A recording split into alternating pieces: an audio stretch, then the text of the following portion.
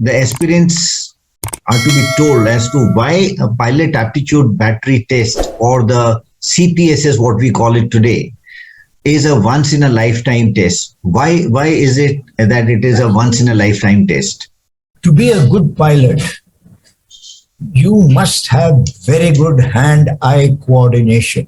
In other words, what I mean is your hand should be able to respond. Not only your hand and your feet should be able to respond to what the mind sees and what command the mind gives.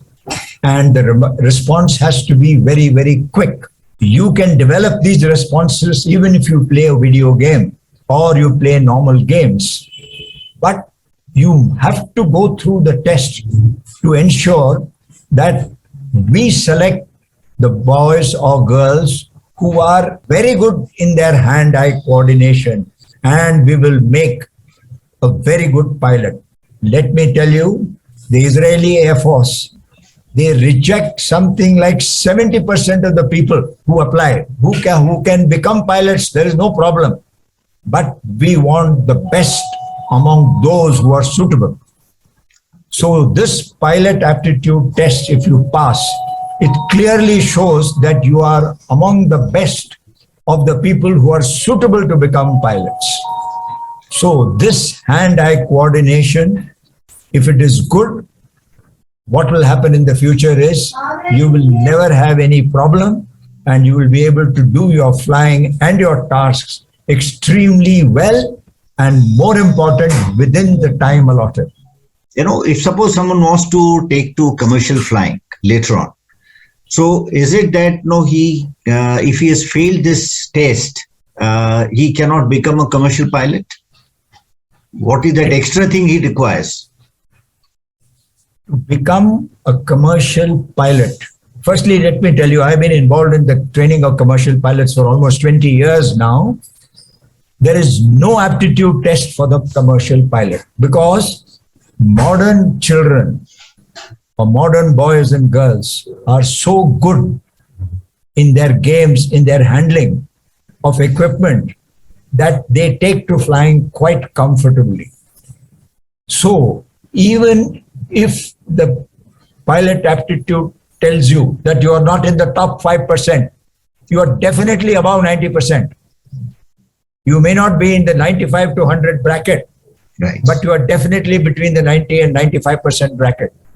So flying commercial aircraft, if you ask me, is a piece of cake as compared to flying civilian Air Force aircraft.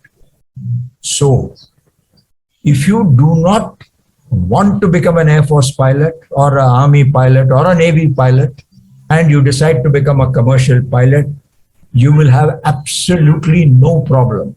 In fact, many of my students, they want to join the armed forces, serve for 15, 20 years, become well-recognized expert pilots, and then they decide, I think I have done my duty for the country enough.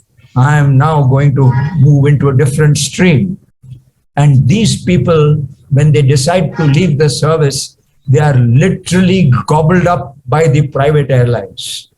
In fact, in my own area where I live, 4 pilots, 4 senior group captains have decided to quit the Air Force. They're saying that we have done 22 years, 23 years of service.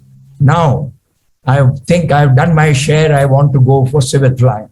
And all 4 of them, in spite of the pandemic, were absorbed within 3 months. So if you want to become a commercial pilot later on, there is absolutely no hassle. So I think that clears a lot of cobwebs as far as the necessity for qualifying the CPSS for military flying, and to be able to fly outside in the civil, even if you don't qualify CPSS.